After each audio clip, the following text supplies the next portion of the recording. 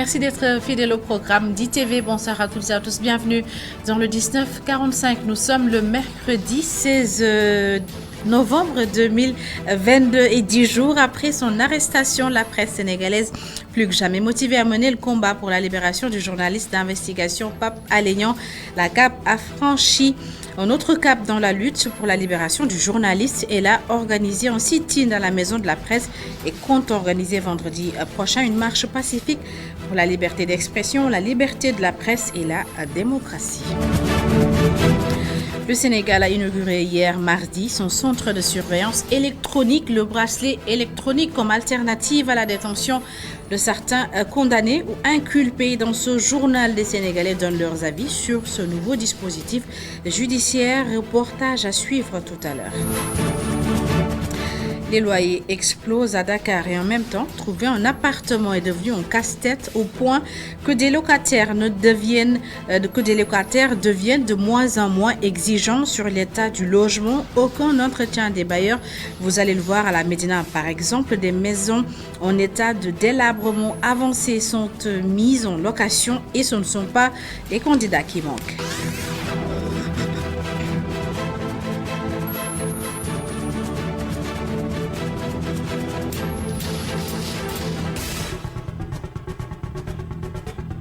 Bienvenue à toutes et à tous et merci de vous informer sur ITV. Les journalistes plus que jamais déterminés à mener le combat pour la libération de Pape Alé Niang. La coordination des associations de presse a organisé ce matin un sit-in à la maison de la presse. Ils réclament la libération immédiate et sans condition du journaliste d'investigation. Une marche pacifique pour la liberté d'expression, la liberté de la presse et la démocratie est prévue vendredi prochain. Voici Abdoulaye Mba au micro de Mam Seynabou Babou. Je crois bien que ce rassemblement était fort attendu et compte tenu du plan d'action que la coordination des associations de la presse ont eu à dérouler depuis l'arrestation suivie du placement sous mandat de dépôt de notre confrère Pape Alé Niang.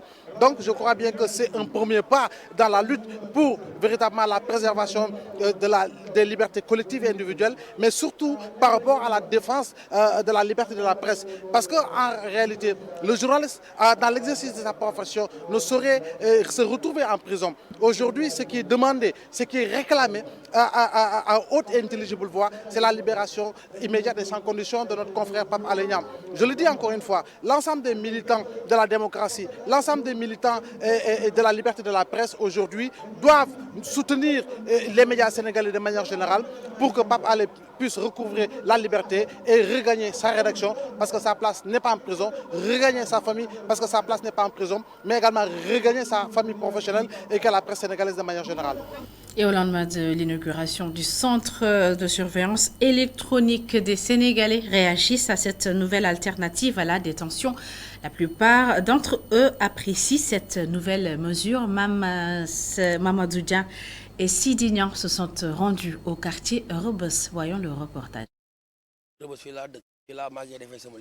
Rebeuss, la citadelle du silence au cœur de Dakar, a ravi la vedette au quartier populaire qui l'accueille.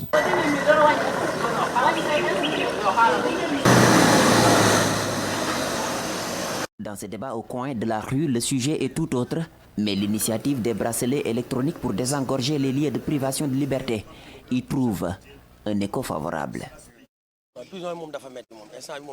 Les conditions sont dures dans les prisons. C'est une excellente idée. Cela va permettre à ces détenus de retrouver leur famille tout en étant surveillés à distance. Aux yeux de Babacar Thiam, ces bracelets pourront ranger aux oubliettes le fameux système dit de paquetage. Ces bracelets vont alléger les conditions dans les prisons, surtout le paquetage, le surnombre, les microbes et autres. Les prisons sont remplies de détenus.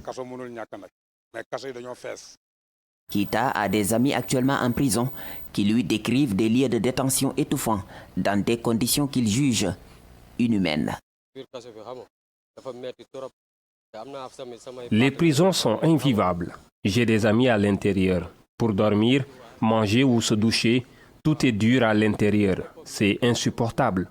Certains font des années à l'intérieur sans être jugés et sans aucune nouvelle par rapport à leur famille. L'État doit faire des efforts dans ce sens. Une chose est de passer un bracelet aux détenus, une autre est d'adopter un nouveau comportement à l'extérieur, d'après Kita.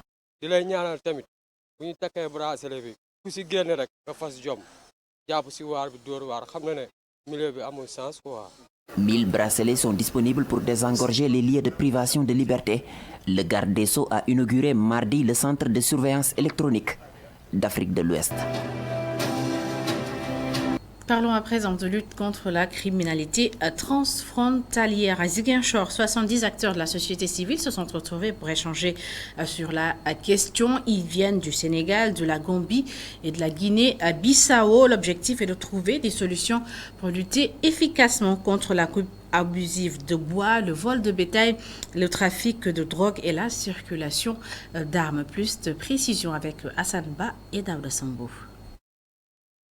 Vu la situation actuellement au Sahel et la position de la Casamance dans la Sénégambie méridionale, les organisations de la société civile sont en pied de guerre pour lutter contre la criminalité transfrontalière. Pour remporter cette bataille, elles comptent sur l'implication des communautés à la base. Et nous avons pensé que tous ces acteurs ici réunis vont essayer de faire l'état des lieux pour voir en fait qu'il y a des dynamiques. L'État a fait des efforts, la société civile n'est pas restée en reste, la communauté aussi est en train de travailler. Et dans ce cadre que nous avons dit, en faisant l'état des lieux, nous verrons effectivement qu'est-ce qui a été fait et qu'est-ce que nous comptons effectivement faire dans les prochaines étapes. Au sortir de cet atelier, une stratégie de résilience sera mise en place pour réduire la criminalité transfrontalière dans cette zone, jugée très vulnérable par les acteurs de la société civile. Au niveau de Dakar, il y a le forum de Dakar sur la paix. Donc l'État est en train de travailler. Mais la société civile est en train de travailler aussi avec ses acteurs, avec ses partenaires. Et c'est aujourd'hui le moment aussi de montrer effectivement qu'il y a des efforts qui sont en train de se faire au-delà de l'État, c'est que les communautés elles-mêmes sont en train effectivement de travailler pour réduire. Parce que ce matin, j'entends que dans la commune de Sansamba, il y a eu effectivement une lecture de Coran pour la réduction du vol de bétail. Donc, il y a des dynamiques, il y a les communautés qui sont en train de tout faire parce que c'est un véritable problème. Les organisations de la société civile veulent maintenant bâtir des stratégies sur des compromis dans la Sénégambie méridionale et dans les pays comme le Mali et la Guinée pour lutter efficacement contre la criminalité transfrontalière. Le syndicat autonome des enseignants du moyen secondaire dénonce une hausse de l'impôt sur le revenu annuel des enseignants. Selon le secrétaire général du SAEMS, l'État effectue des prélèvements irréguliers en tournée à Sédhiou. Et là, Malik Youm demande au gouvernement de respecter le protocole d'accord. Je vous propose de l'écouter. Nous sommes ici à Sédhiou dans le cadre d'une tournée nationale que nous avons initiée. Alors, l'objectif de la tournée nationale, c'est déjà de mettre en place un dispositif de veille et d'alerte, parce que comme tout le monde le sait, nous avions signé un protocole d'accord avec le gouvernement du Sénégal à la date du 26 février 2022. Nous tenons à ce que le gouvernement puisse respecter strictement l'échéancier de janvier 2023, qui devrait permettre au gouvernement de parachever le processus de correction donc, du système de rémunération.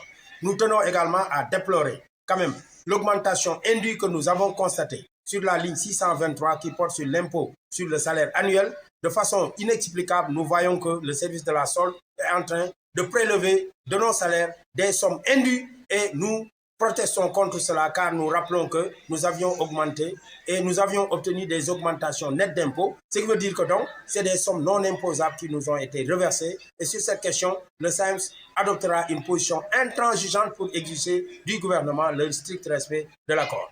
Mais aussi l'autre objectif que nous nous fixons à travers cette visite dans la région de Sédhiou, c'est de rappeler aux enseignants que nous allons vers deux grands rendez-vous qui portent sur les élections au CAPCD, prévues du 21 au 25 novembre 2022, et les élections RCEF qui se dérouleront durant le mois de décembre 2022. Et nous appelons tous les enseignants à voter massivement pour le SAEMS pour qu'on puisse continuer à assurer quand même une excellente représentation afin que nous puissions mettre en place un dispositif qui militera en faveur de la réalisation des aspirations les plus profondes des masses laborieuses enseignantes. Direction Thiès, où le ministère de l'Urbanisme, du Logement et de l'Hygiène publique a organisé un atelier sur les nouvelles politiques nationales d'urbanisation, encourager la construction en hauteur et asseoir des plans d'urbanisme et d'assainissement aux normes sont entre autres les recommandations des acteurs, l'objectif étant d'améliorer la qualité de la vie en milieu urbain. Voyons tout cela avec Isidore Alexandre Sen. L'administration territoriale, services techniques et sénégalais lambda ont échangé sur la politique nationale d'urbanisation à la lumière de la création de nouvelles villes. Aujourd'hui, il urge d'adapter les questions de l'habitat au paradigme qu'imposent les changements climatiques. Diamniadio, tout le monde sait que c'est un exemple achevé, type de ville du futur, où il y a donc tout ce qu'il faut comme bâtisse, tout ce qu'il faut aussi comme aménagement pour permettre donc de s'adapter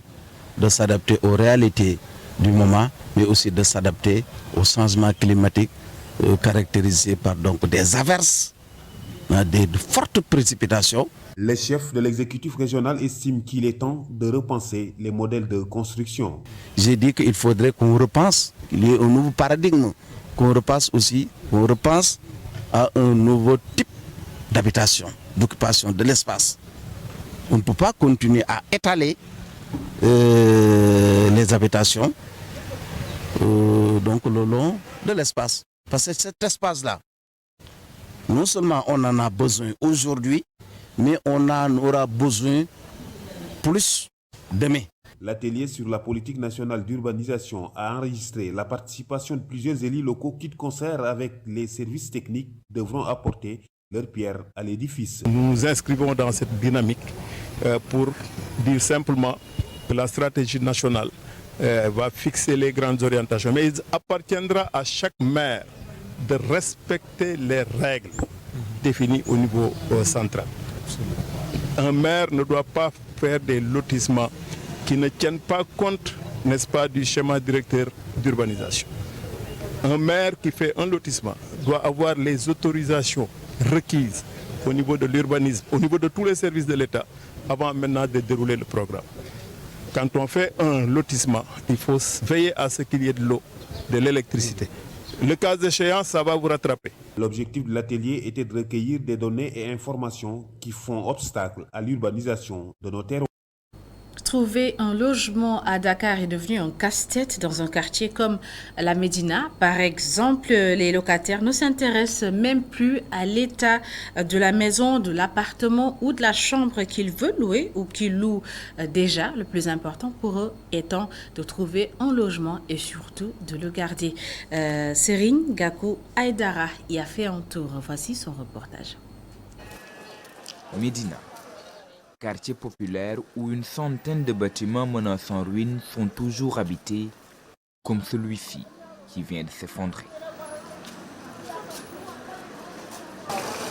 Cet homme est un des locataires. Selon ses dires, il a versé 100 000 francs pour la caution en raison de 50 000 francs le mois. 50 000 francs pour un bâtiment en mauvais état. Un choix par défaut, selon le propriétaire de la maison en question. Ils sont conscients mais le problème Ils sont conscients de cela, mais ils n'ont pas le choix, car pour avoir une chambre à la Médina, dans une maison normale, c'est minimum 100 000 francs CFA. Ils le font à défaut. Pas de choix pour les locataires, pas de choix aussi pour les propriétaires qui louent leur maison, malgré leur vétusté.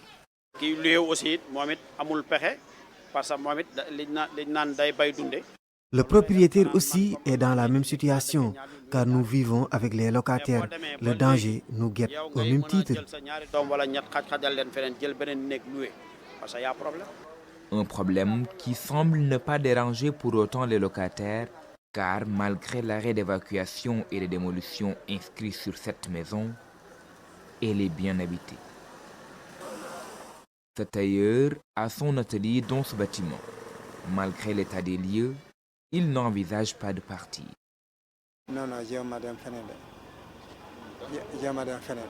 Non, je ne compte pas déménager. Nous avons discuté avec le propriétaire pour qu'il réfectionne les parties défectueuses.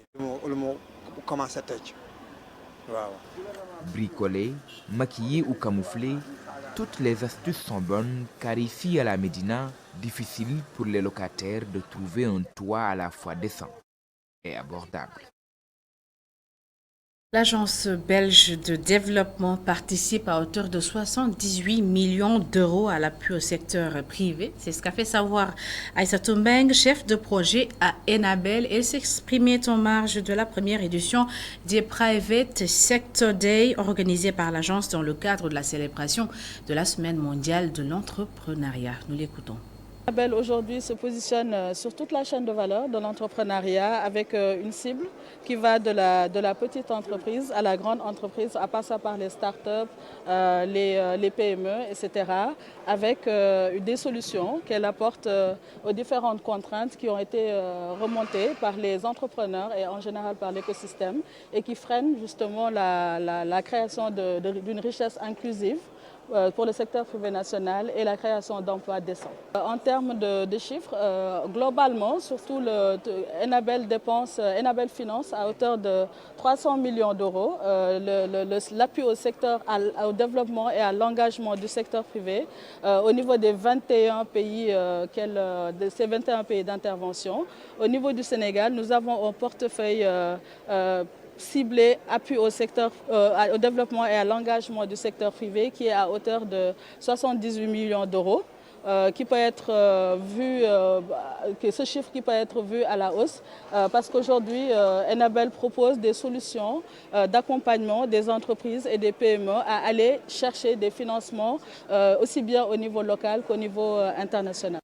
Et puis les différents mécanismes d'appui au développement et à l'engagement du secteur privé sénégalais couvrent-ils tous les besoins des acteurs? Quels sont les instruments de financement qui soutiennent la croissance du secteur privé sénégalais? Voici ce qu'a répondu le chef de division études et statistiques à Enabel.